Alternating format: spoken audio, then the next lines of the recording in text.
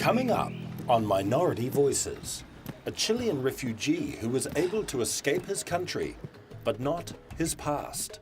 I worked really hard to get to where I am today, and I never realized that one day, out of the blue, my past was gonna find me right here in Wellington. The Kenyan woman who's changing young minds in the Waikato. So I tell them, how many ears do you have? 1, 2. How many ears does Margaret have? 2. Then straight away they started relaxing. And the choir that's uniting Serbians and New Zealanders. I haven't got a clue what we're singing about. Yes, you do.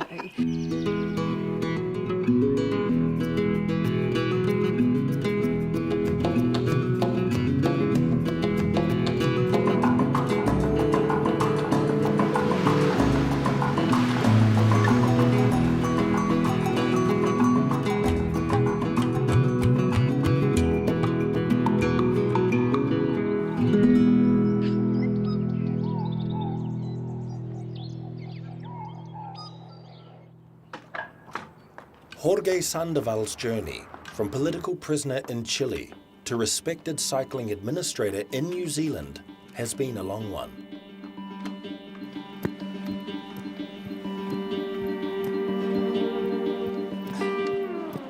I love cycling since I was a kid. I used to see pictures of people riding bikes up hills in the Tour de France, and that's what I want to do one day. I never believed that years later, my family will be waiting for me in my hometown when I was riding the Tour of Chile with a New Zealand team. Jorge arrived in New Zealand 30 years ago as a political refugee. He'd fled his homeland at the height of the rule of General Augusto Pinochet, who had overthrown popular socialist leader Salvador Allende. I was 17 years of age in 1973, on the 11th of September when there was a military coup in Chile. A few weeks later, I was arrested in my own home in front of my mother, my father, and my brothers. I was taken to the jail in my hometown and tortured for 8 days. When I was tortured by people that a lot older than me. They could be my fathers by the age, by Chilean soldiers. I could not believe how Chileans could do that to other Chileans, especially young kids like me. Pinochet targeted any opposition. Student supporters of Allende were a particular threat to the military regime. Despite no political affiliations, the fresh-faced Jorge was arrested and tortured for 8 days. It's not much you can think about. You just try to assimilate the hitting and try to be strong, really. You don't know how, but somehow you did it. You do it, you know? You don't want to be a hero, you know, that's only happened in the movies, you know, but I was young, I cried a lot, I screamed, didn't make any difference. He was transferred to a concentration camp where he was incarcerated until his release 1 year later. When I was released from the concentration camp, I knew in the back of my mind that I had to get out of my country because anything could happen to me. I escaped to Argentina with 2 other friends. We got a political asylum in Argentina for 2 years.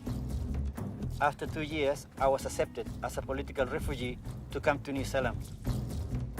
On the 26th of November, 1976, I arrived in Wellington with other political refugees from my country, and we started living in Newtown. Jorge was a free man in New Zealand, but life here was a challenge. He spoke very little English, and that made it hard to get a job. When I was told that I was coming to New Zealand, I was very happy. You think you go to another country, everything is going to be really good. I set my goals to be someone. When I arrived here, I realized it's going to be very difficult, that my dreams are going to take a little bit of time to get through. Being an immigrant and a political refugee, I had to take any job. I couldn't be very choosy. I didn't speak any English. So I worked in a joinery, I drove trucks, I cleaned toilets at the school. I did all sorts of things. And then on top of that, I had to take care of my family. But being in New Zealand allowed Jorge to revive his childhood passion for cycling, and it eventually developed into a career. I've been very privileged and fortunate that thanks to my cycling, I've been to many countries around the world that I never thought I was going to visit with cycling.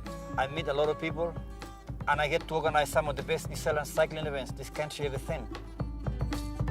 I organized the Trust House Cycle Classic, the New Zealand Community Trust Women's World Cups, the Palmerston North to Wellington. I've done so many cycling events that have been recognized. I won 3 times the Administrator of the Year award for service to cycling in Wellington. I was Wellingtonian of the Year finalist, and 2 years ago I got the Queen's Service Medal for my service to cycling. I think I got the best job because I do what I like and I get paid for it.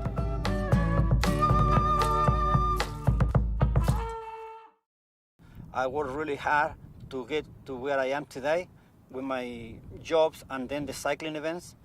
I thought, you know, this is me, and I never realized that one day, out of the blue, my past was going to find me right here in Wellington. It was 1995.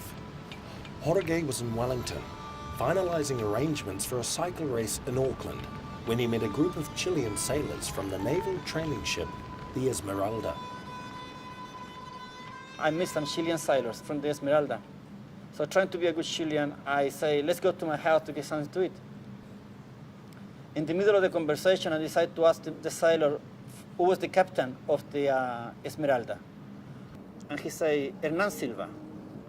And then I asked him straight away, do you know where he was in 1973? Because I probably know him. He said, yeah, he was in Tomé, in Talcahuano, Isla Quiriquina. And to me, that was the end of the socializing. I know Hernan Silva as one of my torturers from the Quiriquina Island and Tomé, my hometown, in 1973. The news was a shock to Jorge, who had tried to put his past behind him. After a night spent agonizing over what to do, he decided to confront his torturer. So I come here, this is Queen's Wharf. I park my car over there and I walk here. The Esmeralda was right here. My leg was feeling like jelly. I was very nervous. I was sweating and I didn't know what was going to happen. I walked onto the ship and I asked for Captain Silva, and he was to my right.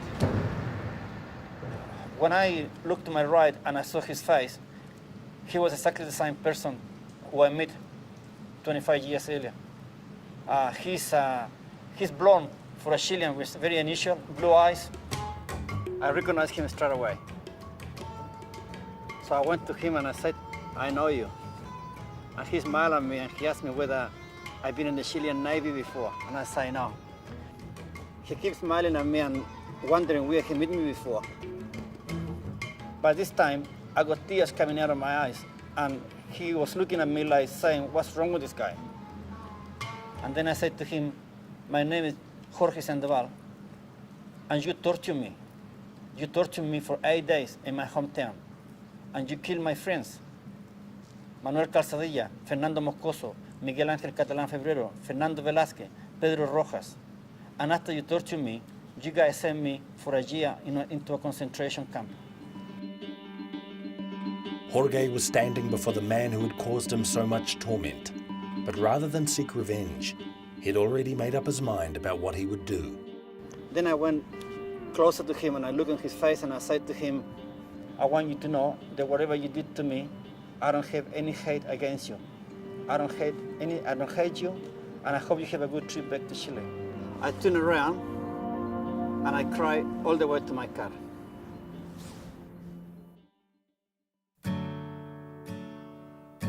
Now in his 50s, Jorge volunteers with the Department of Corrections, mentoring prisoners. He sees a parallel between their stories and his own. I come here as a volunteer. I don't come here because I got nothing to do.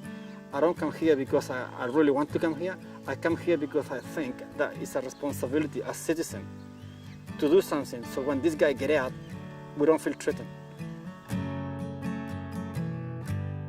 One of the hardest things to do for me with the inmate is to explain to them why I didn't do anything physically to Captain Silva. A lot of the inmates are here because they don't think before they act.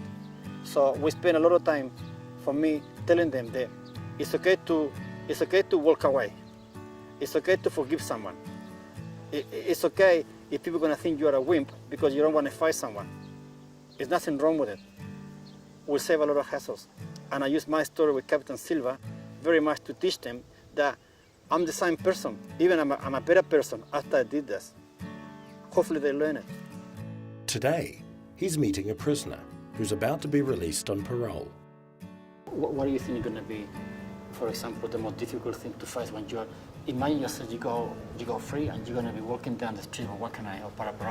Okay, what's going to be the most difficult thing for you? Initially? Yeah. Well, just getting used to the freedom. Yeah. Just the basics. Yeah.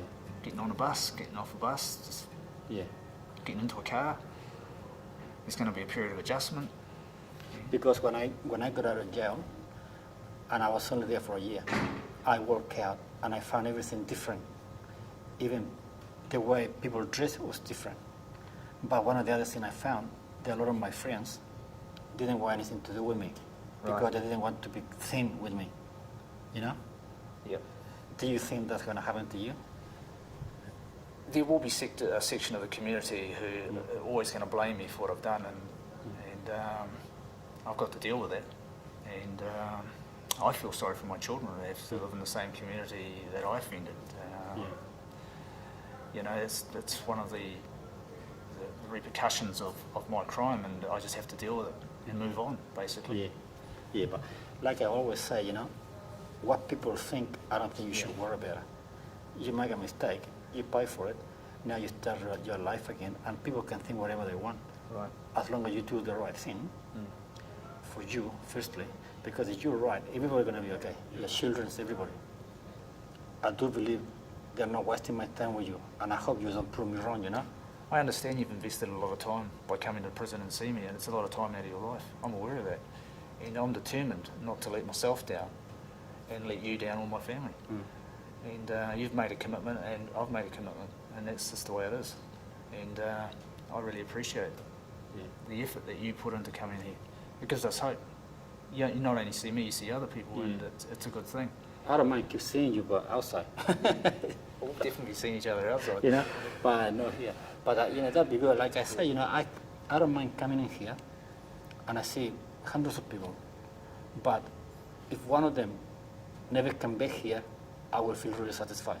You know, I think my job will be done. Yeah. One of them, and that's it. One could be you.